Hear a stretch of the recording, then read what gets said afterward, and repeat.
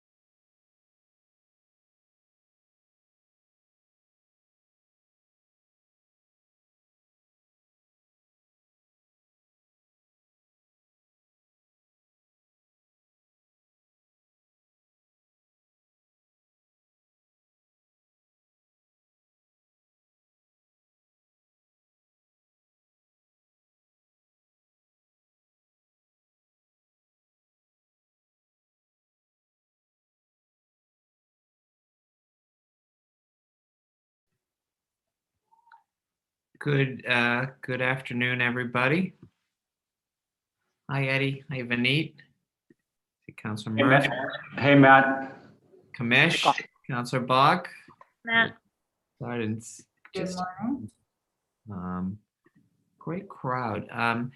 Shane, do you have the order of arrival?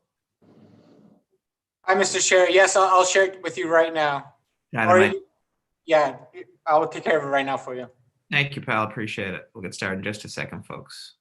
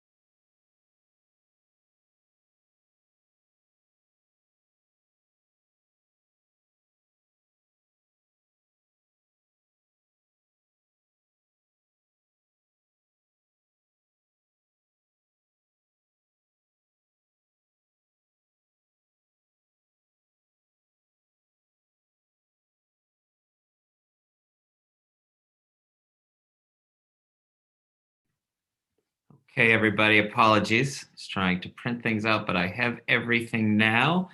I want to be respectful of the time. It's a little after 11, so we will get started. Just one second. Okay. Let me gavel this in with my pen here. Ladies and gentlemen, welcome to our virtual hearing of the Environment, Sustainability, and Parks Committee. We are discussing docket 0219 as well as 1044. My name is Matt O'Malley. I am the District 6 City Councilor and Chair for the last 11 years of the Committee on the Environment. It's had several different names through the last decade, and today will be my last time chairing a hearing. So it's great to see all of you. Gosh, I'm getting emotional already. So delighted to be with you. We're discussing two different items, one of which I partnered with City Councilor Ed Flynn, who's been a great champion on this, and we're gonna really discuss both items essentially at the same. This is more of an open conversation. I wanted to acknowledge, in addition to Councilor Ed Flynn, we've also been joined by at-large Councilor Aaron Murphy, as well as District 8 Councilor Kenzie Bach, and I would venture a guess that several other councilors will join us. This is being streamed live, and any individuals who wish to testify may do so. I would urge them. We've got several folks in the queue, but if not, if anyone's watching this and would like to testify, you may apply for a link by emailing shane.pack, that's shane.pac@boston.gov. And we will make sure that everyone who wishes to testify has an opportunity to do so. This is a really exciting topic to discuss. We're discussing both EV infrastructure, electric vehicle infrastructure, as well as building our solar canopy, solar panel canopy, specifically over municipal lots. This is something that is not only a great policy to help encourage more individuals, more Bostonians to purchase electric cars, but also give them the support they need to grow. And as I've often said, every fiscal conservative ought to be an environmentalist, because if we can take advantage of this, if we can build PV panels over municipal lots, as Roxbury Community College has done to great success, you literally could generate hundreds of thousands of dollars, if not millions of dollars, if it's scaled up enough, of energy costs. In addition to that, you are providing better protection for these municipal lots, for these cars. The fuel economy of a standard ICE is going to be better because you're not going to be blaring that air conditioning right away, because it'll be in a cooler spot. So the benefits are immeasurable. Again, the purpose of this hearing is to discuss these two topics. I can tell you that my team's been in touch with Mayor Wu's team. Obviously, she is someone who has been such a leader on the environmental movement and is absolutely committed to doing what she can to support this, and will continue to support it going forward. So this is a for my last hearing. This is one I'm really looking forward to, because it's just going to be a great conversation, and seeing if in the new year there's some concrete policy action steps we can take to implement these really aggressive and important initiatives. But before we get to some opening statements from the administration, I'd like to ask my co-sponsor, Ed Flynn, for some opening comments. And thank you for your partnership and leadership, Ed Flynn. And thank you, Councilor O'Malley, and appreciate your tireless leadership on environmental justice issues across the city. And before I get into my opening statements, I just wanted to say, during the last 4 years working closely with you, Councilor O'Malley, I learned a lot about environmental justice issues. It wasn't a top priority for me when I first started 4 years ago, but being exposed to these various subjects and learning from you and our colleagues, you made us a better council, and you made us more knowledgeable and educated on why it's important to address environmental justice issues. So just want to say thank you as a colleague, but you were also really a teacher as well. You mentored us on why these issues are important. So I appreciate that education and training from you, Councilor O'Malley. So thank you. So again, want to say thank you to Councilor O'Malley for chairing this hearing and for partnering with me on the hearing on expanding our electric vehicle infrastructure in our city. The negative impacts on pollution and carbon are something that my constituents in District 2 are unfortunately well aware of. with the history of respiratory diseases and other issues as well. Chinatown has been rated the worst air quality in the state of Massachusetts, according to the Union of Concerned Scientists. In fact, both myself and Councilor Wu at the time were at a press conference out in front of the Josiah Quincy School when the scientist came up with that study that said Chinatown had the worst air quality of any neighborhood in Massachusetts. And that's something that we knew about, but it's something we rededicated ourselves to making sure that we provide a safer and healthier environment for the residents. In South Boston, the Edison plant caused high rates of cancer, lupus, scleroderma for decades. I previously held hearings with Mayor Janey on public health disparities that we see in the South End and communities of color as well. In terms of sea level rise, in 2018, the Southie waterfront experienced serious flooding that shut down the Seaport Boulevard and literally had dumpsters floating down A Street. With our fight against pollution, climate change, sea level rise, it is critical to lower carbon and greenhouse gas emissions. And a significant driver of greenhouse emissions, as we're discussing now, is from transportation. And this hearing from Councilor O'Malley and I seek to discuss how we can tackle the emissions and pollution from vehicles through EVs infrastructure and electrifying our city's vehicle fleet. At the federal level, the bipartisan infrastructure bill by the Biden administration allocated almost $8 billion in funding to build EV charging stations across the country. They provided a tremendous opportunity for Boston to expand its EV infrastructure. In addition, the federal Build Back Better legislation would also increase tax credits for people purchasing EVs from union labor to $12,000.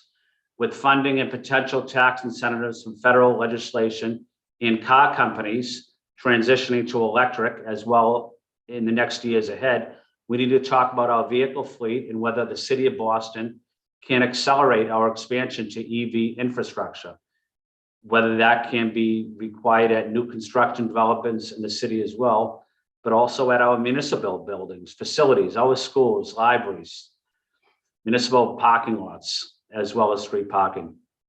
I know that Melrose recently partnered with National Grid to install a new kind of electric vehicle charger that's mounted 10 feet away above from the street on city power poles, which can make it easier for residents to charge their EV.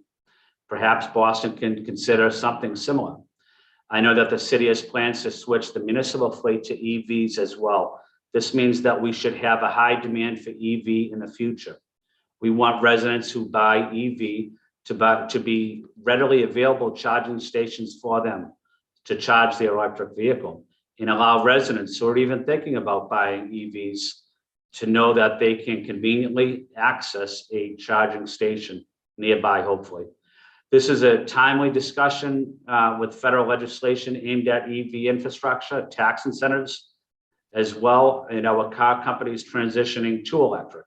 It's critical that the city of Boston discuss accelerating our plan. We have great confidence in Mayor Wu. Accelerating our vehicle fleet and EV charging stations at new developments, our public facilities, schools, and municipal lots, as I mentioned, as well as ideas regarding street parking to meet the demand of EVs and further incentivize residents to buy EVs in the transition period.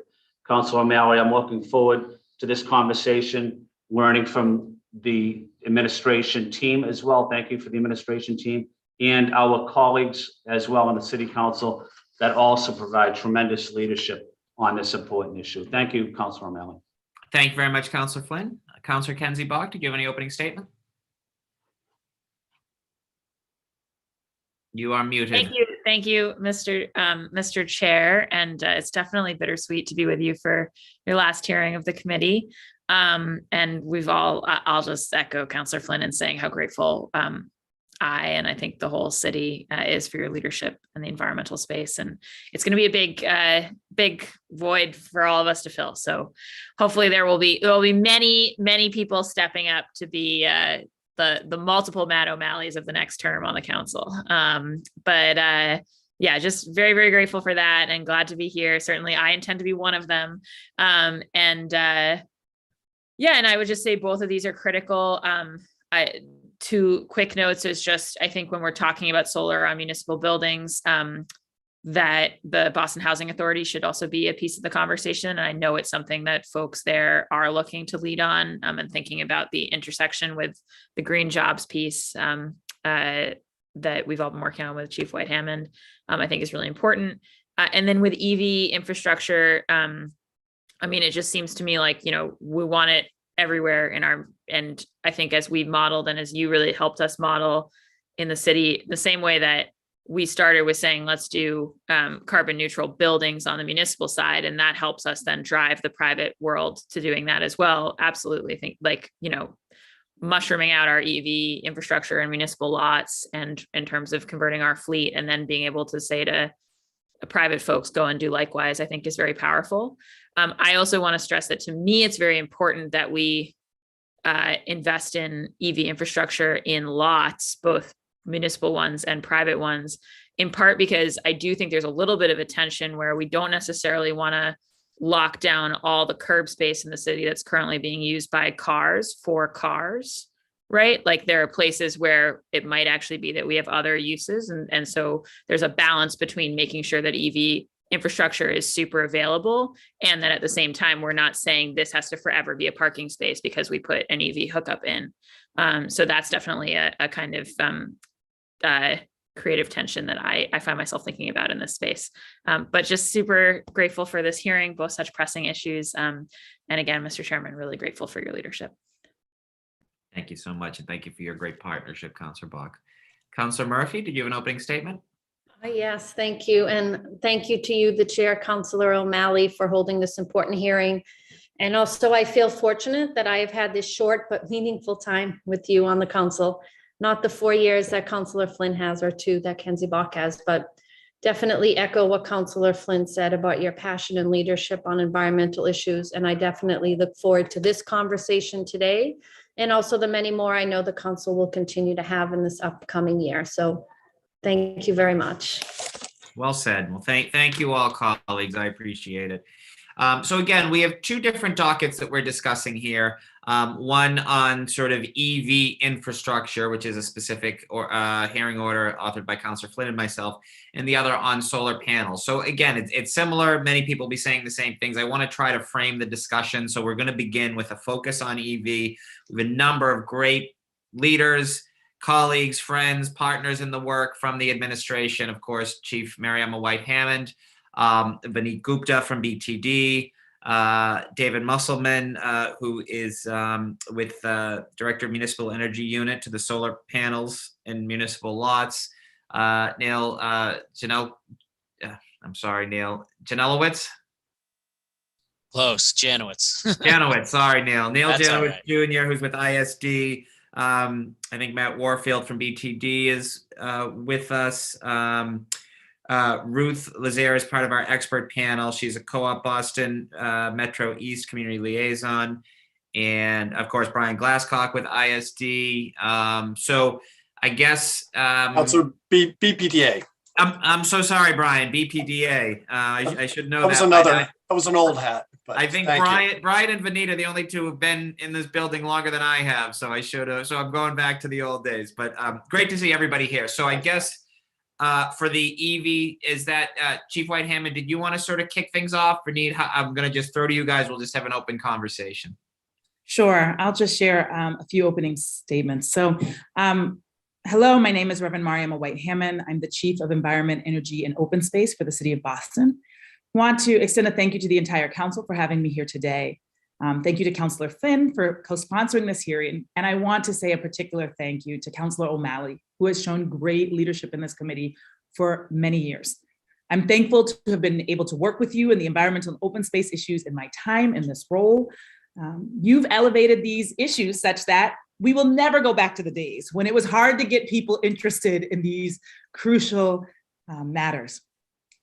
Nonetheless, while many will continue these conversations, your presence on the council will be missed. So it's great to be here for this, your last hearing of this committee. So as you mentioned, I'm here with a group of staff from EEOS and the Streets Cabinet, Operations Cabinet, and the BPDA to discuss some strategies that the City of Boston can utilize to achieve our renewable energy, carbon neutrality, and accessible transportation goals. To begin, I'd like to mention some new steps that the city is taking to reduce vehicle emissions by accelerating the adoption of electric vehicles and other low emission transportation options in Boston, which I'm excited about both in my role and as an EV owner myself. I know that it makes a difference when your city takes leadership. I have a friend whose mother is probably going to swap out her EV and give it to her because she cannot find enough charging stations where she lives. So it is really important that we take leadership on this matter. To begin with, I would like to note that today, Mayor Wu announced new strategies to reduce vehicle emissions in Boston. And these steps consist of a new vehicle fleet utilization policy, which will reduce greenhouse gas emissions from the city's vehicle fleet, as well as expanded access to electric vehicle charging infrastructure and EV car share programs, which are particularly important in our environmental justice neighborhoods. I'd like to especially thank Bill Coughlin and Matt Bradley for their work in developing this policy, for really their leadership that began before, and now that there is increased interest, they have really been able to move this at a speed that reflects the urgency of the moment. The City of Boston maintains 1,200 vehicles in its fleet, which is not including our school buses and our public safety vehicles. The new fleet utilization policy will increase city workers' use of shared rather than individual vehicles. And that will reduce unnecessary vehicle purchases and accelerate the electrification of light duty vehicles. And it also make just a little bit easier on the parking matters if we don't have to have so many vehicles, but can be using them more efficiently. And this strategy can reduce approximately 1/4 of the greenhouse gas emissions from Boston's municipal operations. Mayor Wu has also committed to expanding the City of Boston's electric vehicle charging infrastructure in municipal lots with an additional 28 publicly accessible EV charging plugs to be installed in Nubian Square, Mattapan Square, Upham's Corner, and South Boston by the end of January 2022. And there will be 50 more EV charging plugs to be installed throughout 2022. Again, making it much easier for residents to seriously consider electric vehicles and know that they will have the infrastructure they need to charge their cars. The last step is to add 4 additional electric car share vehicles to the Nubian Square areas through Good to Go, a partnership with Nuestra Comunidad and E for the Future. Those stations opened this summer on an extremely hot day. We were out there cutting the ribbon, sweating in the reality of climate change. And it's really great to see that that will be expanded to be even more accessible for more people. The last step is to add, finally, in Boston, transportation accounts for nearly 1/3 of our total greenhouse gases emissions, and 65% of which come from personal vehicles. About 25% of our transportation emissions come from people just getting around Boston. So these steps align with the city's carbon neutrality goals and expanding equitable access to transportation. You'll hear more about our solar policy from other members of the team, but I want to pass it over to Vineet Gupta from the Boston Transportation Department to go into a little greater depth. Thank you, Chief. And just Vineet, before you go, when I was introducing other members of the administration, I neglected to mention my dear friend, the incomparable Allison Brazius, Commissioner of the Environment. So thank you, Dr. Brazius, for being. I think I got everybody else. Apologies if not. Vineet, the floor is yours, my friend. Thank you, Councillor O'Malley. Let me start by thanking you for the partnership that we've had over the last so many years. It's been a pleasure working with you and learning from you. Let me start by saying that if we want to meet our climate goals, first, the most important thing is to have more and more use of public transit, walking, getting people on bikes, and carpooling. However, to continue to reach our carbon neutrality goals, any remaining vehicles on our streets should be electric or should use zero emission vehicles. We already have a solid foundation to go in that direction. Last year, the city of Boston published its zero emission vehicle roadmap, or ZEV roadmap. The goal of that effort was to accelerate the adoption of electric vehicle charging and other clean fuel transportation, and to do that in a way that makes it convenient and affordable for our residents. The ZEV roadmap is driven by some aspirational goals. The most relevant to this conversation is that we want every household in Boston to be within a 10-minute walk of a publicly accessible EV charging station or a car share that is EV by 2030. And that goal goes hand in hand with providing access to EVs in areas that are generally underserved by quality public transportation. The ZEV roadmap also has a very specific action plan with a set of discrete recommendations. Some of those have already been implemented. For example, today, any large new development in Boston is required to set aside 25% of its parking spaces with an installed EV charger. The remaining 75% have to be EV ready for later installation. Of course, most developers have embraced this policy because they find that their development will actually be more viable, will attract tenants, and of course, reduce emissions. In addition to that, we have also started, as has been mentioned by Chief White-Hammond, we have started to install electric vehicle charging stations and have established and are establishing partnerships with community groups to encourage adoption. I'm going to hand it over to Matt Warfield, who in the last year has been our person on the ground, a person who's been out there getting things implemented on the EV charging front. And he's here with BTD. And Matt will just give you a few more details on the actual installations that we are doing. Thank you. Thanks, Vineet. And Councillor O'Malley, I should mention, we didn't work together a lot, but I appreciated your work on particularly the small vehicles ordinance and sitting on that committee when we met. So certainly we'll miss your support on that. Yeah, so as Vineet mentioned, I've been leading the the work that we've been doing here out of the Transportation Department on our electrical vehicle program. And so with that, we've been working with the Eversource Make Ready program to install EV charging stations in our municipal parking lots. A baby has joined the call, or a toddler. And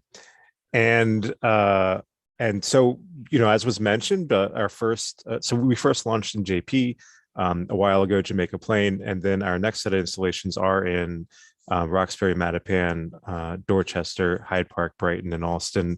And the thing about our municipal lots is that these are located out in the neighborhoods. So we're really expanding access to EV charging in areas of the city that haven't had it before.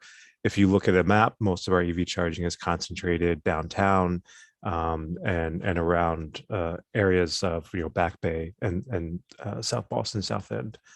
And so, by the end of 2022, we'll have over 80 charging plugs available for people to use, mostly in neighborhoods.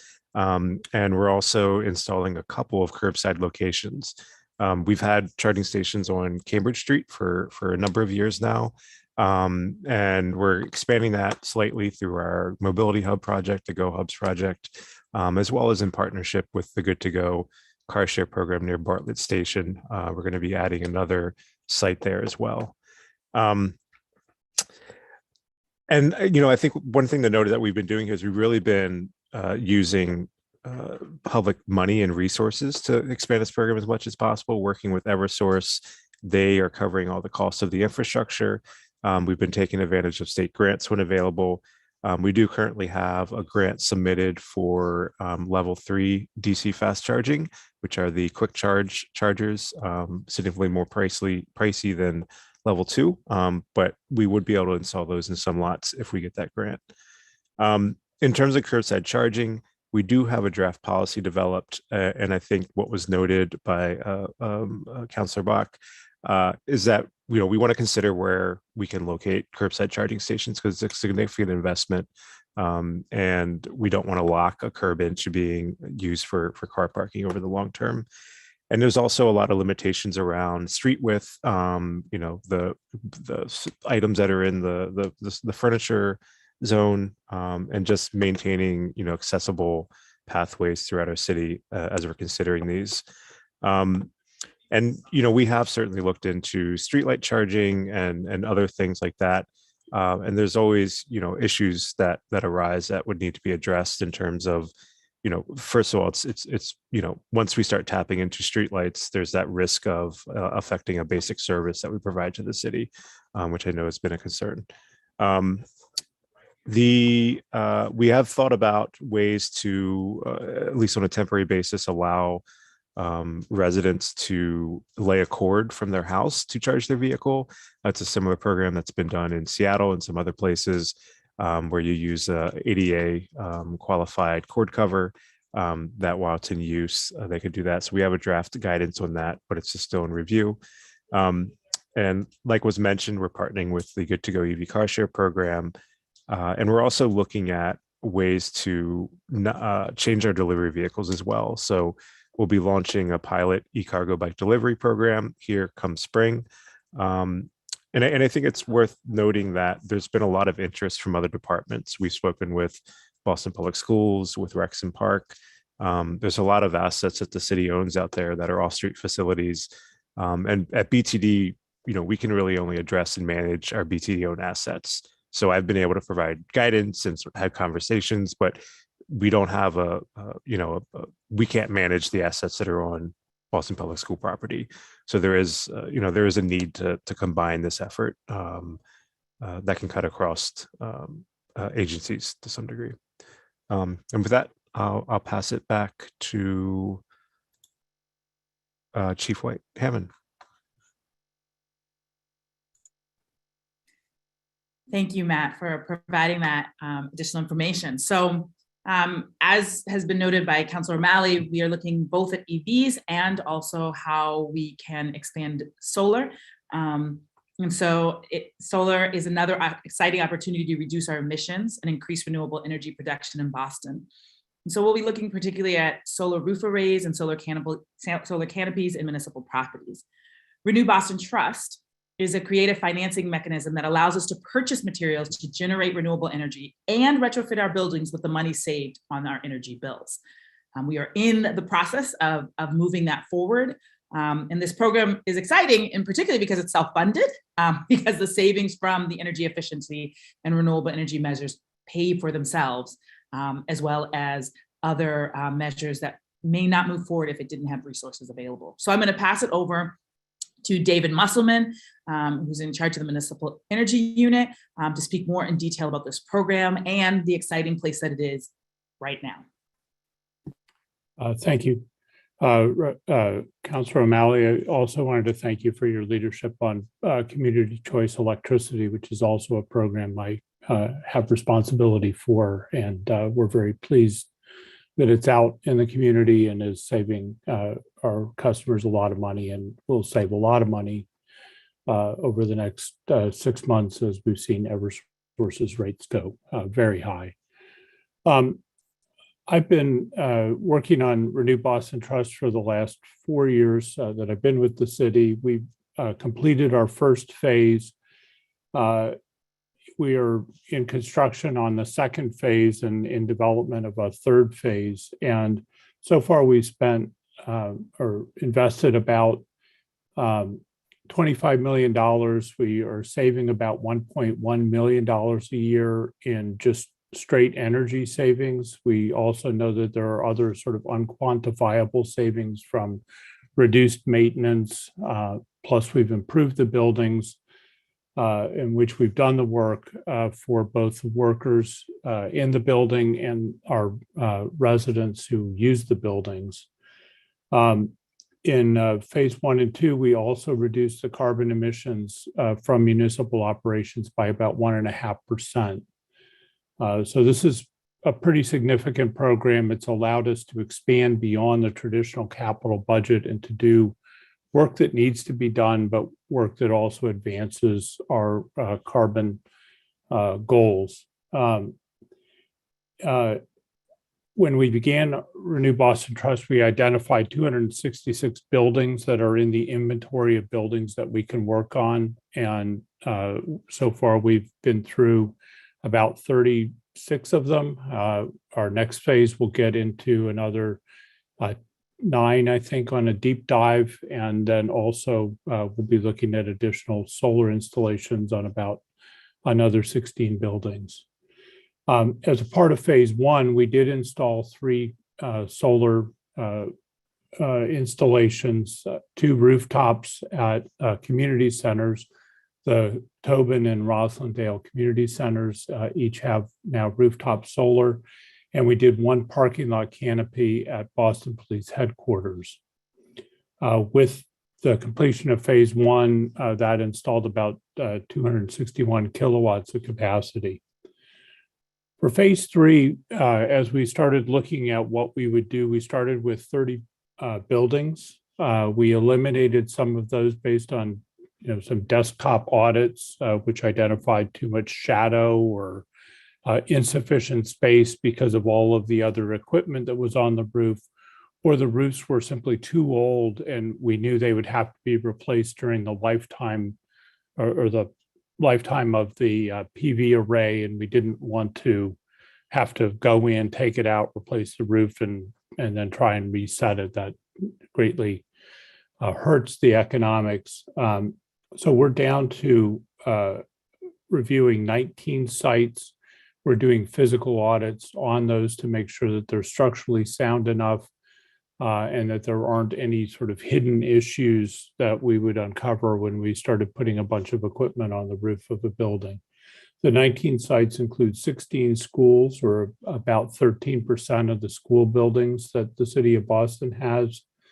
By comparison, New York had a great big announcement earlier in 2021 where they were going to do work on 47 buildings, but that represents a little over 2% of their school buildings. So on a percentage basis, if we're able to complete this, this will be a very significant installation for us.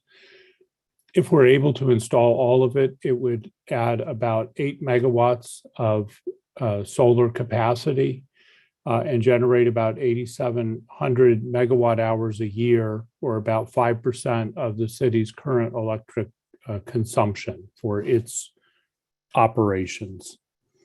We're hoping to enter into the contract to do this in March or February or March rather, and to begin the work hopefully this summer to install them, and would complete that work over probably a 2-year period. Through Renew Boston Trust, we've done these through power purchase agreements for a number of reasons. First, there's no upfront capital required, so it allows us to do much more work beyond what was authorized in our capital budget. We reap the savings by paying a lower price for the solar generated electricity than we would to our electric supplier. And so there is a savings, and those savings are then used to help pay for other work in the Renew Boston Trust portfolio. So to help replace, toilets and, to save water, to replace HVAC equipment, to improve the efficiency of that, and so forth. But another reason that we do it in this way is that private sector investors can take advantage of tax benefits that we are unable to take advantage of because we're not a taxpayer. So they pass those savings on to us through a lower purchase price for the electricity.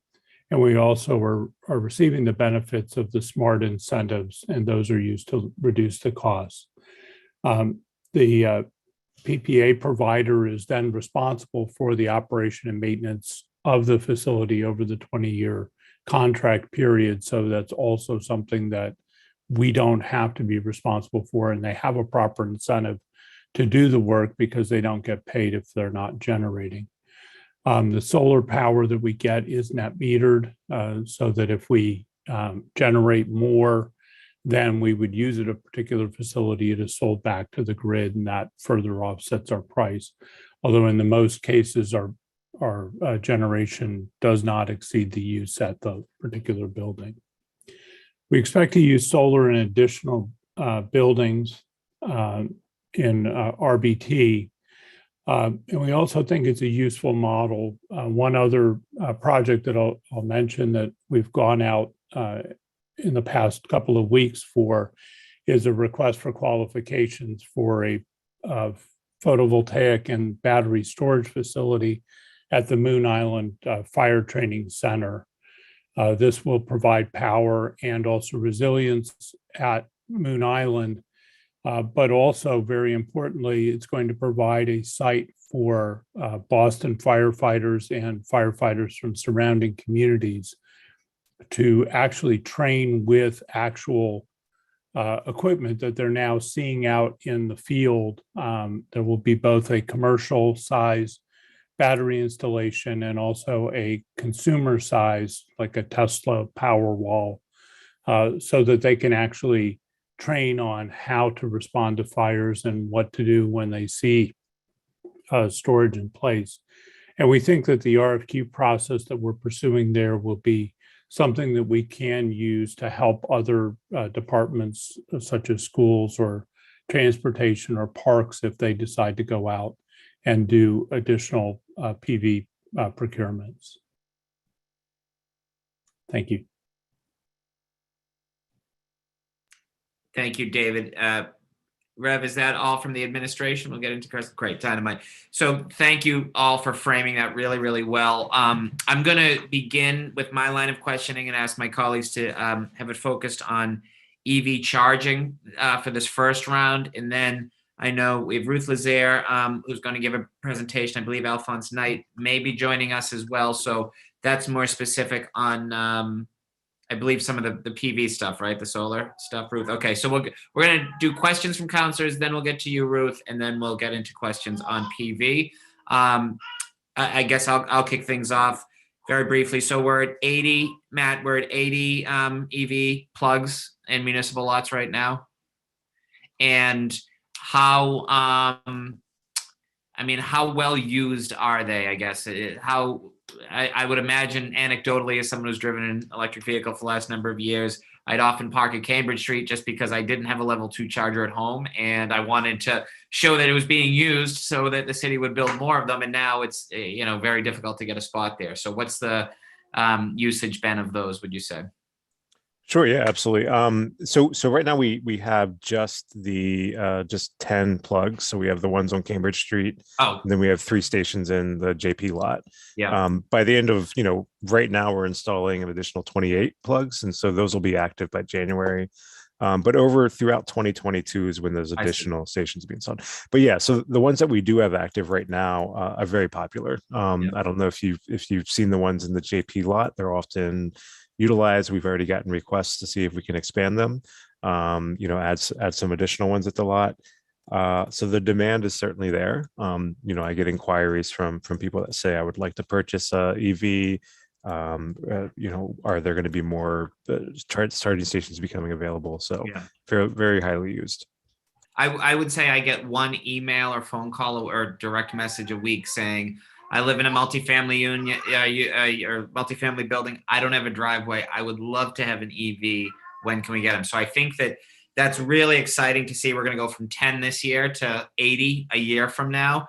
I would urge you to continue to even scale that up more. What's the cost of installing just one plug to the city? Sure. So the biggest cost is the infrastructure. So it's the, making the electrical connection, any transformers needed, switch boxes. Fortunately, Eversource has been covering that cost through the Make Ready program. So what we're having to pay for is the station itself. And so we're doing a service program rather than owning the station outright. We just pay a flat fee and it covers everything, which is, it helps us by not requiring a lot of additional staff time. If an issue arises, we just calls up the company and say, this needs to be addressed, and they take care of it. And what's the flat fee? So the flat fee for a level 2, a dual plug, it's about $2,400 a year. And is that's with charge points? ChargePoint, correct. That's who we're currently with. Did we have to do an RFP or RFQ to select? I mean, charge points, I think the sort of the gold standard, the one that we see the most. Did we have to do an RFP for that? So we looked into a couple of different ways to procure, and what we ended up doing was using the state contract. So they have VEH 102 is a state contract where they already went through the RFP process. And so we just collected bids through that contract. And that $2,400 fee, does that include maintenance? So if a machine breaks down, ChargePoint will fix it? It includes and do we maintenance. generate, so you pay for the electricity that goes to ChargePoint, which gets their percentage, and then they pay the electric company. Do we get a percentage of that? Yeah, so they get, so the electricity is paid through ChargePoint. They take 10%, and then everything else comes back to us. And so it goes towards. Great. So how much revenue do we generate on those? I mean, I think we're generating enough to cover our electricity charges, but we're certainly not covering that charge we're putting out per year. I don't have the exact numbers on me, but we are likely covering the electricity charges, but not that $24.75 that we're paying. And the Tremont Street spots are all at metered spots, and it's a high demand one. So that's, I'm just trying, it's probably, $8 or $9 to park there for 4 hours. There's no meters, obviously, in Jamaica Plain. It's a municipal lot that doesn't have one. I would just argue, and maybe it's the freedom of not running for re-election, but I think as an EV drivers, I understand you'd want to keep costs down. Obviously, it's an equity issue, but folks would be happy to pay a little bit more if it meant having more access to chargers, because you are going to obviously save the money. So I think that's something that if cost is ever an issue, that's something that could be addressed, and just scaling this up as quickly as possible.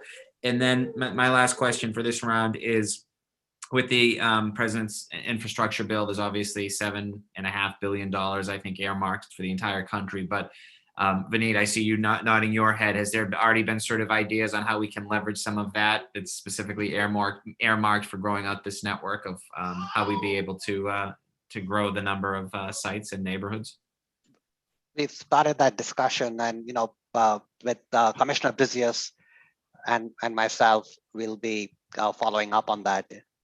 Right. Once they have more specific programs. It's just been a general announcement so far. Yeah, absolutely. And obviously there will not likely be, but it's great to see. I love the fact that it's Nubian Square, Mattapan Square, Upham's Corner, South Boston for sort of the next round. I wouldn't be doing my job as a district councilor if I didn't say West Roxbury. I hope we can get in there as well. We have a number of municipal lots that actually abut 3 commuter rail stations. So I think that's another opportunity, perhaps working with the T. But I think this is all exciting. I really am impressed at how everyone's been working on this, and clearly with the with our new mayor, she's committed to this as well. As a fellow Chevy Bolts driver, she and I both drive the same car. This is exciting and welcome news indeed. So fabulous work, everybody. Councillor Flynn, the floor is yours. Thank you, Councilor O'Malley. I just have a couple of questions for the administration team. Are there any considerations for the city to establish programs or provide any type of partnerships with incentives for like commercial lots, such as a supermarket, to provide EV charging infrastructure to residents? So when you would go into a supermarket to go shopping, maybe you would also have the opportunity to charge your car as well. Just seeing if you're thinking about those types of whether it's public-private partnerships or working together with supermarkets or any other commercial lot. And Matt, do jump in, but Councillor Flynn, that's definitely a very good idea. We've tried to engage privately owned lots, owners of privately owned lots. I know that some grocery stores, I think Whole Foods has electric vehicle charging in their lot. But it's a direction we should definitely go in and have started some initial conversations. We're very focused on trying to make these charging stations publicly accessible, so that everybody has access. Thank you, Vineet. I think maybe my final question is, I know the city would contract this out to a company, and the fee also includes, maintenance fee and upkeep of the equipment. But do we see any scenarios where, this system or this infrastructure unfortunately could break down and leave the charging station without adequate equipment to do the charging, and waiting for a period of time for the company to come in to replace the equipment? Are we confident that once something breaks down, that this contractor would come, within an hour to fix it, or does the contractor come, 4 days later? So those types of issues are important to me. Yeah, Vineet, I can comment on that one. So with the charging as a service model, it's a really great setup where they're required to have something fixed, within reason. It doesn't require ordering, like electronics part or something, turned around within a day. And so we already had issues come up where, say, a cord broke or something along those lines, and they've been out there in a matter of hours and gotten it fixed. We're working with a local company, it's Voltrek, through ChargePoint. And so they're located nearby. They work a lot in this area, and so they respond fairly quickly. And that's why the service model, in my opinion, is better than outright ownership, because we did have some issues with the Cambridge Street stations previously, where we didn't really have a maintenance contract or an idea of how they would get fixed. We ended up having to replace those stations, which they're both now currently also under the charging as a service model. And so when you contract this service out to a private company, we also had a discussion yesterday, and I know Mayor Wu came out with a plan yesterday in procurement and opening up contracting to women-owned companies and companies owned by people of color as well. Is this type of business available for women-owned companies or minority-owned companies, or are we able to somehow include them in the process to see if they might be interested in getting involved in this field? Absolutely. And so Voltrek is a woman-owned company. They're WBE, and they are actually registered with the city through the equitable procurement program. But yeah, I mean, it's absolutely, there's only so many companies out there that do this kind of work. But work on electric vehicle charging is something that most electricians can do. So there is opportunities there to bring in more local workforces. And just my final question, and I always take the opportunity to, on these council meetings, because the public is watching, is to educate the public too. And I might not know the answer as well, but can you just go over what it means to charge a car? What is the process? How long does it take? What are the issues? What goes on? Just so that we have an understanding of it and the public has an understanding of it. Absolutely. So I would just say, start off, if anyone has access to the internet, you can just go to boston.gov/recharge Boston, and there's a number of resources there that would explain this in greater detail than I can. But essentially, there's 3 different levels of charging that are out there. You have level 1, which is a standard plug outlet in your house. The level 2, which is what we're talking about mostly, is the same equivalent of, say, a washer dryer. That's a 240 volt. And then you have the level 3, which is the quick charge stations. A level 2 typically puts out 7 kilowatts an hour.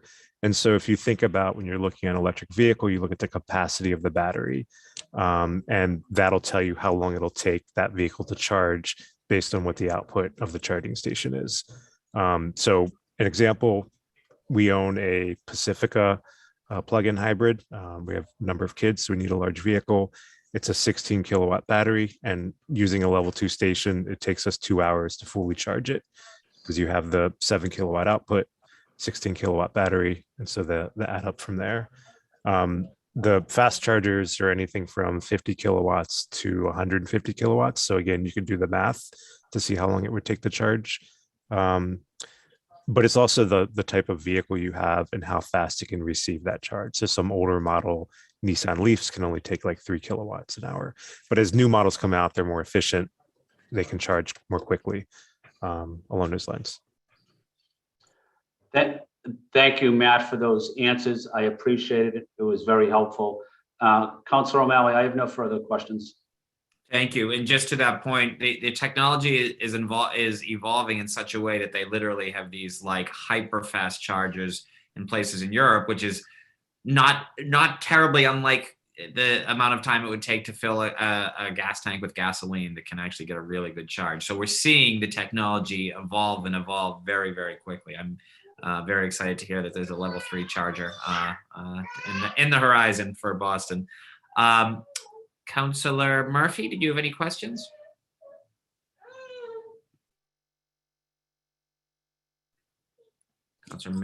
Hello. Yep. So no different questions, but thank you for those questions that councilors have already asked. Wonderful. Well, thank you very much. So I think we're going to now, unless there's any other questions from Councilor Flynn or any other statements that haven't yet been said. Okay, I would now like to invite Ruth Lazare, Co-op Power Boston Metro East Community Liaison. I believe you may have a presentation. I don't know, to give like a PowerPoint? Yes, something very brief. Perfect. Okay, so I just want to make sure, I don't know if it's Carrie or Candace helping with us on the back end, but do we have Ruth's PowerPoint presentation? I can share my screen as well. Then done, even better. All right, the floor is yours. Welcome, Ruth. Thank you. Thank you so much. My name is Ruth Lazare. I am an outreach intern at Co-op Power Boston. I have been for about 2 years now. Councilor O'Malley, I just wanted to start off by thanking you for putting this on. I have not worked with you before, but I have heard of the work that you've done, and I'm very appreciative of you sort of laying the groundwork in this area to get these conversations going. So thanks a lot.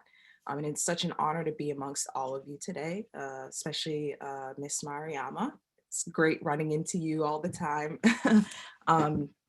So basically, I'm going to share my screen right now and give just a brief presentation. So the organization I'm a part of is called Co-op Power Boston. We used to go by Co-op Power Boston Metro East.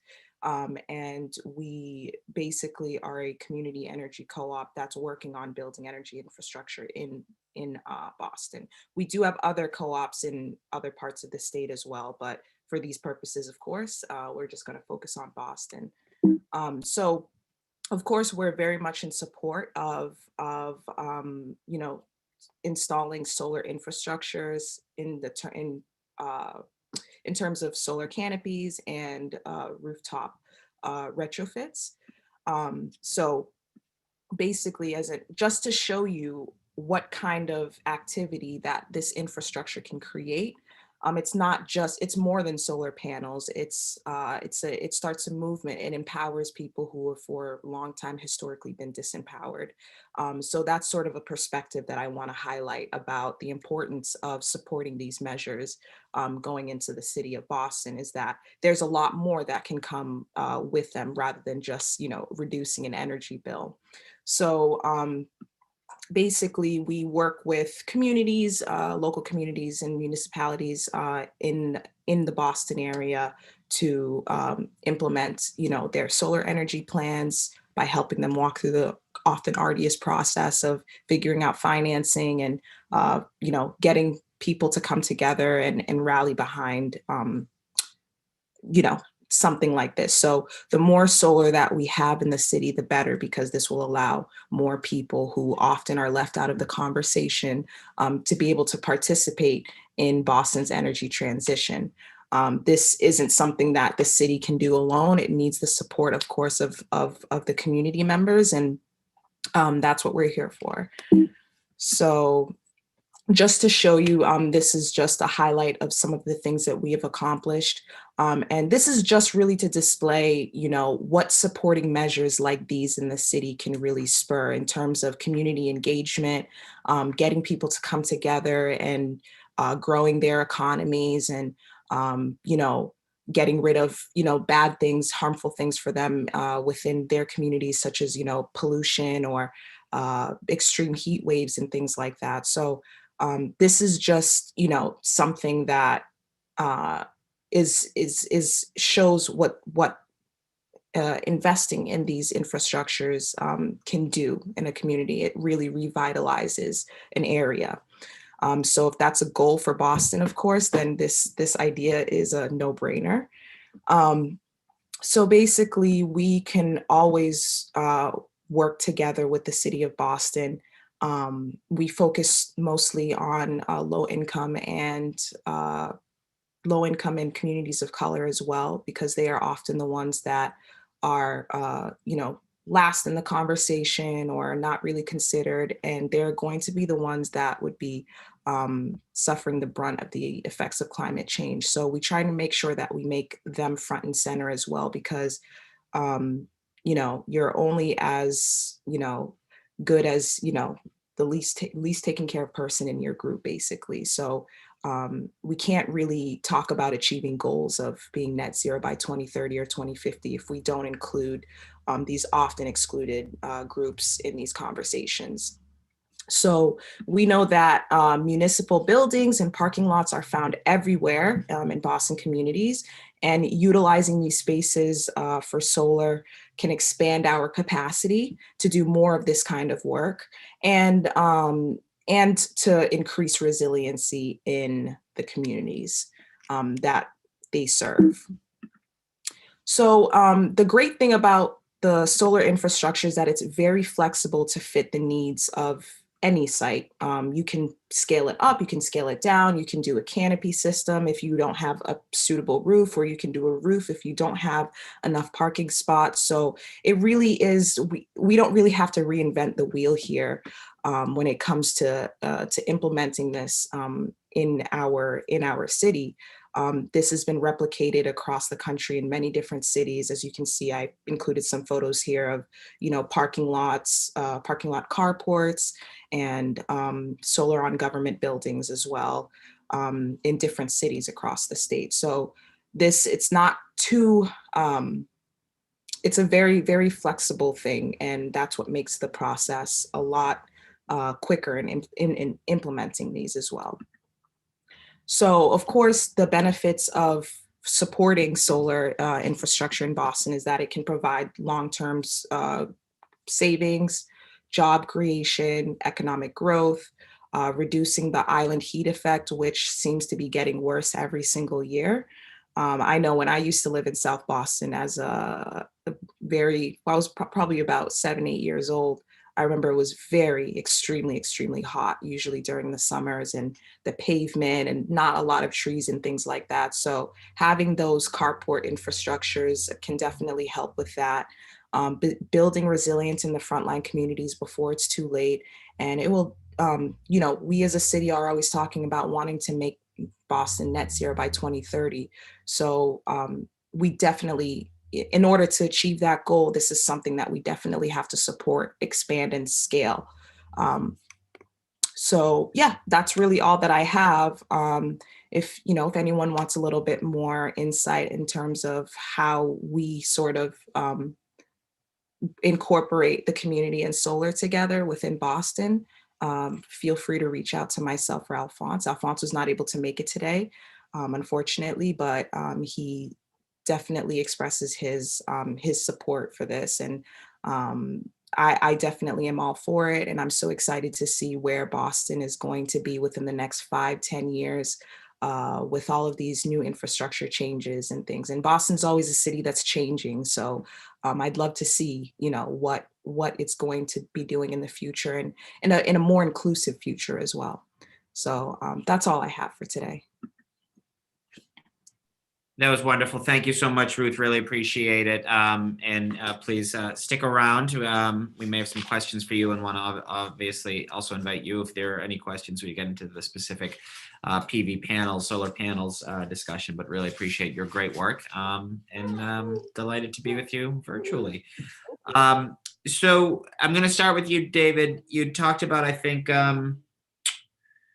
19, there are 19 sites, sort of city controlled sites where there are PV panels now or are slated to be. Is that right? There are a few more that were put in during the Obama era economic development. So there's a handful that are sort of historic. Renew Boston Trust has put on 3 and we're evaluating 19 additional sites. Oh, evaluating 19 additional sites. And that includes the Moon Island project? Sorry, that would make it 20. 20. So Yeah. Moon Island, I feel like I did a hearing on Moon Island 5 or 6 years ago. And that's it. What's the holdup on that? I think it's great. It's a wonderful thing. It'll help power, a city resource. There's ample room. There's no, I mean, we're going to be able to capture a lot of energy there. What's the holdup on Moon Island? We received a grant from Mass Clean Energy Center to do this development project. So it's been a process of getting prepared to go out. There have been a number of different potential initiatives out at Moon Island that predate me. There was an idea of putting a wind turbine and putting large solar on the former wastewater treatment facility out there, and but we're now focused on this particular project because we've got state grant funding that is going to help pay for a significant part of it, and it took a while to get that pulled together and to work with the fire department to get it prepared to issue, and now we're in the process of waiting for responses. So we're hoping to complete that procurement probably in the spring and start work on it by summer. Okay, that's hopeful. And again, anything we can do to really, the urgency is so needed. Yep. Specifically, this hearing, I wanted, and apologies for not doing it at the offset. Kate Reyes is a dear friend and constituent of mine, whom we will hear from shortly during public testimony. Kate and I met in the before times, probably a month before the whole world shut down in March of 2020, a little coffee shop in Jamaica Plain. And Kate said, wouldn't it be great if we could build some a PV canopy over this municipal lot behind us? And that's really been, I think, a lot of the impetus for the work that I've been doing specifically on this topic. It seems to me that there are a number of other cities, Santa Cruz, California, for example. I mean, we've seen it with the BPD lot, we've seen it at RCC. It just makes sense. Admittedly, every municipal lot isn't going to be a good candidate for solar panels, but just to create a canopy it just seems like the benefits are immeasurable right now. So I guess, what's the thought? Have we done any sort of analysis on what municipal lots we could use? The cost of just getting them up and running, the electricity that would generate for the city, the protection for cars for not only in the extreme heat in the summertime, but of snow and other things in the wintertime. Do you, I don't know, David, if this is for you, or Chief Lloyd Hammond, if you want to jump in here? Yeah, so I think one of the things to note is that there are some lots where it's just obvious, we know that it's going to remain a lot. One of the challenges has been that's been a holdup. So for instance, in Nubian Square, there's a lot of planning that's happening. And the question is, are we sure that lot is going to remain a lot for 20 years? Because if it's not, if there's a possibility that 3 years from now, people are going to think we should build something there, then it does present some challenges. So I think that is one of the core issues is that in places where the comprehensive planning has been completed, then it makes it much easier to know that that's going to be remaining. And not all of that has been done in some instances. Totally fair point. But I guess I don't want us to use sort of the potential for either development or surrounding development when I'm sure there's a handful of spots that we could look at right now that we know aren't going to change or whatever, have the access of sun that would make them work. And I'm just curious, is that something either BTD or your, cabinet or, BPDA, perhaps Brian is looking at? I know BPDA, to their credit, John Delzell has done a great job really pushing new developments on installing some of this infrastructure, but specifically for building out our solar canopy, are we doing any sort of inventory right now of potential sites? So I could say, and Dave can talk about it. In RBT, we've particularly tried to stay away from sites we think that there's a high likelihood of shifting or changing. But I think if we got a clear signal that a site wasn't going to change, then I think that Renew Boston Trust does offer opportunities for those kinds of projects. Okay, that's fair. Anyone else wanted to sort of jump in on that? I will say that among the sites that we're looking at in phase 3, it includes parking lots adjacent to 4 schools as part of that, because it is, as you said, a great opportunity. It's an open space. It'll improve the parking for the teachers. It doesn't generally impact the number of spaces available. So where that's been able, where we've been able to do that, that is something that we certainly have looked at. It's not always possible because sometimes the parking lot's shaded by the building or, there's some other reason why, but where we've been able to identify a high likelihood, that's totally get that. Continuing to develop. Totally get that. I'm passionate, as is my young associate, Margot, who you may be hearing in the background as she's having her lunch. I guess, though, and I don't need to be redundant because I think we're all literally and figuratively on the same page here, but I often cite the Hastings Elementary School, which is the first net zero school built in the Commonwealth. They built a solar array over their parking lot. Admittedly, it's not the city of Boston. There aren't the same constraints. And they generate, enough energy to power the entire school, which is obviously a huge power drain. So I do think that the opportunity here is something that's great. And I know we all agree with it. So, we talk about certain community centers. I think you said Rosendale, and I forget what the other site was. Tobin. The Tobin and Mission Hill, other great places where we can grow that. Is there a portion of City Hall's roof that would be a prime candidate for PV panels? That's perhaps not with some of the larger buildings surrounding us, but just really looking at ways that we can fit it in, it's going to have a huge impact. And particularly with net metering, we do this at a large enough scale, we can generate profit for taxpayers, which is just a remarkable thing. We did look at City Hall, and because of all of the other equipment that's up there and the shading issues, it didn't, at this point pencil out. So we won't be doing it in this round. But something we'll continue to watch, and as the technologies advance, the issues may change, right? If things become more efficient and you can get a lot more energy density out of the same amount of space, the economics may change. So we'll continue to watch it, but we are looking at the buildings that at least we're evaluating as part of the Renew Boston Trust. And in each case are looking at, potential solar capacity as one of the measures there, because we agree with you, and it is a net profit center or savings center that helps pay for the other work that we do under Renew Boston Trust.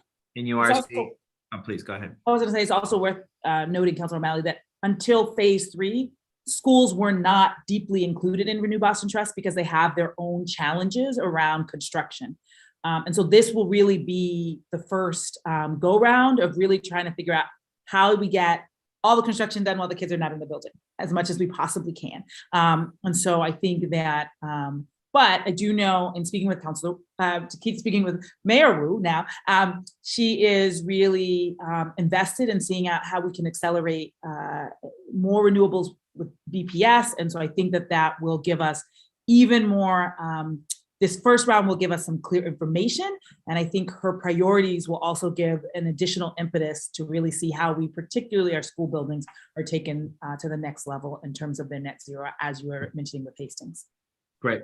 Fabulous. That's great. And then I would just end by saying, the Moon Island, I think, is such a unique site. Looking also not only at solar, but wind turbines along Boston Harbor, I think would be amazing. I'm a big proponent of Cape Wind. I actually think it only adds to that beautiful view of the ocean and seeing energy being created. So anything we can do. Last question, David, do we know how much energy we're currently creating with our existing, admittedly small sort of renewable infrastructure, municipal run? Yeah, it's about 500 megawatt hours a year, 600 megawatt hours a year, somewhere in that range. We're hoping in the next phase to increase that by well over tenfold, Wow. which would be about 5% of the city's current electrical use.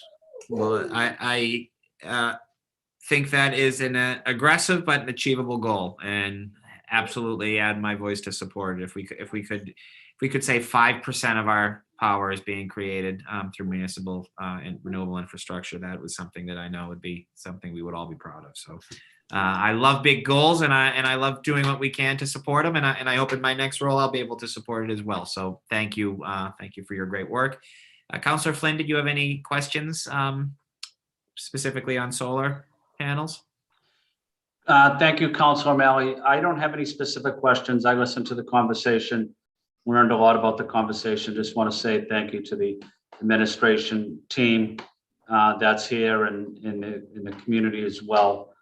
It's an important discussion, and I'm continuing to learn more about this important initiative. So thank you, Councilor O'Malley, and thank you to the city officials as well and community partners.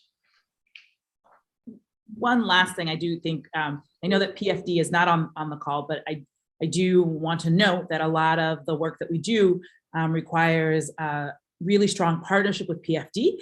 And we've been able to work with them. And just want to note that for more acceleration, there will need to be more resources available so that we have the project managers to make these move. We could have done even more had we more resources from PFD to be able to do that. So I just want to note, as they go forward, I'm sure that they are going to be requesting more resources for project managers, and whether they have those or not has direct impact on whether or not we're able to move all of these projects. So I do want to make sure I will thank them for the work that they've done with us, and note that they will need more resources in order to manage accelerated projects. Valid points all. So I appreciate that. Thank you, Rev. I don't have any further discussions. I do want to get into our public testimony, but Ruth, as you've been a great panelist, happy if you had any thoughts or other questions before we get into public testimony. No, this has all been great. Thank you. Wonderful. Thank you so much. Okay. Well, I see. I don't know if they're in the room yet, but I know Shane or Candace or Kerry will get them in for public testimony. The first person I have is Bob Tempowski of Rosendale.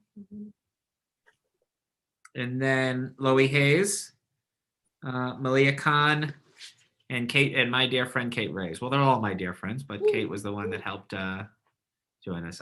Bob is not here. Loie is not here. So we're going to go to Malia Khan and Kate Reyes for public testimony. Okay, can I begin? You sure can. Thank you. Welcome. All right, great. Well, good morning. My name is Malia Khan. I am a resident of Boston, Massachusetts.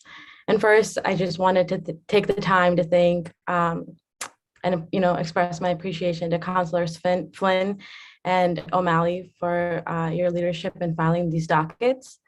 The city of Boston has committed to becoming carbon neutral by 2050. And some of the most vital ways that we will get there as a city are by installing solar panels on municipal parking lots and buildings, investing in electric vehicle charging infrastructure, and electrifying the city of Boston's vehicle fleet. So as a resident of Boston, I have seen firsthand the impact of dirty car exhaust on ecosystems, air quality, and human health. I live in the South End, which, Councilor Flynn, you are, seen you around quite a lot around my neighborhood. And every person I talk to that owns a car here wants to buy an electric vehicle, but is worried they will not have access to charging stations. Neighborhoods are experiencing firsthand the negative impacts of climate change on their communities and the public health impacts of our air pollution. They see switching to an electric vehicle as a personal decision they have the power to make that would make a positive change in their lives, and their families' lives, and their kids' lives. But the fear of being stranded without a charging station is halting them in their tracks. This fear leaves them no choice but to continue to buy cars that contribute to these emissions, the emissions that we want to reduce. Ensuring reliable access to charging stations would make this decision to switch to an EV a no-brainer for so many residents. I know a few families that live out here in my neighborhood that have kids that want to switch to EVs, that have expressed their desire and their interest. But as I mentioned before, they feel they can't do so because of a lack of infrastructure set up in place. We are all gathered here today to reduce these emissions, and we can do that by investing in electric vehicles throughout Boston. This is a very possible, realistic solution to one of the city's most pressing problems. And we can do this by using the ARPA funds that are readily available for us. I want to conclude by thanking once again Councilors Flynn and O'Malley for their leadership on these dockets. And I hope that we can move forward and create more electric vehicle infrastructures for residents throughout the South End. Thank you. Thank you very much. Well said, and appreciate your taking the time to join us today. Ms. Khan, thank you. Ms. Reyes, great to see you. Welcome. The floor is yours, and thank you for letting me buy you a cup of coffee, or maybe you bought the cup of coffee all those months ago and bringing us to this moment. I cannot tell you how thrilled I am to be here. When I met Councilor O'Malley in the before times, we dreamt of advancing solar and EV infrastructure in the city of Boston, which I am passionate about. I have lived in Jamaica Plain for more than 40 years now and have been personally, my partner and I both own EVs and are committed to being part of the resiliency solution in the city of Boston. We as a city can be that leader on the hill for the rest of the country to show that renewables are possible, and they're possible within the municipal infrastructure. And so I'm going to be extremely brief. I really am grateful now that Councilor Flynn has joined, Councilor Murphy, Councilor Bach. This is exciting. The Mayor Wu is behind this. I think right now what I'd like to say is, can we get the pilot program going in Jamaica Plain? Communities, as Ruth Lazar put it so brilliantly, communities are what we need to show that this is possible. Building community support for this kind of innovation around their schools, around our municipal parking lots, around our municipal buildings, the community will really need to be engaged and involved. So I personally want to step up and say, I'd like to help do that in Jamaica Plain. I think the enthusiasm is here. I've spoken to the JP Business and Professional Association. They're excited about it. Our parking lot is one that I don't think will ever go away because there's no parking on Center Street, and we like it for our restaurant now, our outdoor dining. So I think that is going to be a proof of concept that could happen in 2022. So I'm asking publicly, David Musselman, can I have a meeting with you? And to see if we can advance at least one parking lot and see how well this can go. So with that, I just want to say thank you to Councilor O'Malley for, I'm going to miss you terribly, but thank you for making this all possible along with Councilor Flynn today, and I appreciate the time. Thank you. Thank you, Kate. And I would echo, I will be a private citizen, and within, I guess now about a little less than a month from now. And I too think Jamaica Plain would be a superb site for a pilot program. So I want in on that meeting, David, with Kate to do our best to lobby you and to lobby all our great elected officials. Councilor Flynn, did you have some concluding remarks before we gavel this out? Yes, thank you, Councilor O'Malley. I just wanted to respond to Malia Khan's comment. I think the comments were right on. Is the residents of the city want to see city government provide these charging stations before residents actually make a major purchase of an electric vehicle. So I think it's upon city officials to educate and produce these electrical vehicle stations so that residents feel confident enough to go out and make a major investment such as an electric vehicle. But I don't think residents will do that until they see a commitment in infrastructure improvements from the city that we're taking this as a top priority. So I think it's upon city officials to show some results, and then I think in leadership, and then I think residents will have the confidence in us in the city to go out and buy electrical vehicles. Malia, did I summarize that? Your comments, okay? Yes, that was actually great. I really appreciate your input on that. And I agree. I think that is the only way that folks will feel comfortable enough to actually go out and buy electric vehicles if they know that they have something that they can rely on. They need to charge these cars to use them, right? So thank you once again, Councilor Flynn. Thank you, Malia, and thank you, Kate. And Councilor O'Malley, thank you for taking me out of turn. I don't have any closing remarks. I just want to say thank you, Councilor O'Malley. Thank you, Councilor Flynn. Before I gavel this hearing out, I just want to sort of explain theoretically, as these are hearings, there's no action that we'll have to take at our next council meeting, but I'll be summarizing just the incredible, the good news coming from the Wu administration and some really aggressive steps and commitments, and right off the bat, some promises that are going to be made in this space, both our EV charging infrastructure, as well as looking at building solar canopies, looking at growing our renewable energy infrastructure. And then when the new council convenes in January, I am quite certain that Councilors Bach and Murphy and Flynn and so many others are going to continue to push this work. So there's an opportunity to continue working it together. We wanted to have this hearing before we gavel out for the year just to really raise the issue. And I think we're already seeing some really positive commitments from the administration. As this will be my last hearing chairing, although not as I will look forward to testifying on this and many issues next year and beyond. I think back to 11 years ago this month when I was sworn into this body, and I got my first, like most people, get a direct deposit of a paycheck, and I got my pay stub. And I called the HR to try to opt out of receiving the pay stub because city councilors' salaries are set by statute and they don't change, and I don't need it. It's just more paper, it's more waste.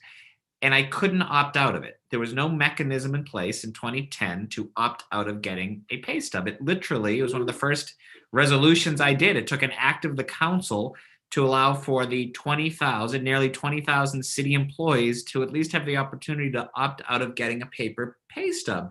And I remember when I did that, I had a former councilor, no names, who accused me of being cruel because I was getting rid of someone's job, whosever job it was, to stuff those pay stubs into envelopes to then deliver to their relevant departments. Of course, it wasn't about getting someone's job. That person could be doing something else and something they probably enjoyed a lot more. But I tell that anecdote to say, my God, in 11 years, the environmental movement has grown by leaps and bounds. It was difficult to get opt out of pay stubs 11 years ago. And now this city is taking some incredibly important steps as it relates to climate justice, as it relates to saving the planet. And you all have been so kind with your words about me. It's not about me. It's not about me at all. It's about Malia. It's about Kate. It's about Ruth. It's about the countless volunteers who spend hours every day working on these things for no pay, for no glory, sometimes for dealing with the frustrating process of dealing with us in elected and appointed office, but they do it because we have no other choice. Climate change is the existential threat that we are all living through. And I am so proud to have had the honor of working with the incredible warriors, the advocates in this space from every corner of our city who've really put their time, treasure, and blood, sweat, and tears to make sure that we do the right thing as a city and that we lead the way. You've heard a beautiful little voice in the background. It's my 1-year-old daughter. We do this for Margot. We do this for every little Bostonian across this city because we have no other choice. The work is too important. And each and every one of you, to a person, I know has been such a huge leader in this space. And it has been the true joy and privilege of my professional life to have worked with you over these last 11 years. And I can't wait to continue to work with you guys in a new capacity going forward. So on behalf of Councillor Flynn, Councillors Bach, Councillor Murphy, thank you to the remarkable central staff, Shane Pack, Candace Morales, Kerry Jordan, just the incredible council team, to my chief of staff, Jessica Morris, and Ana Fonseca and Michael Giordano, who all prepped for this. The hearing on dockets 0219 and 1044 stands as adjourned. Thank you. Happy holidays, everybody. Thank you, Councilor O'Malley.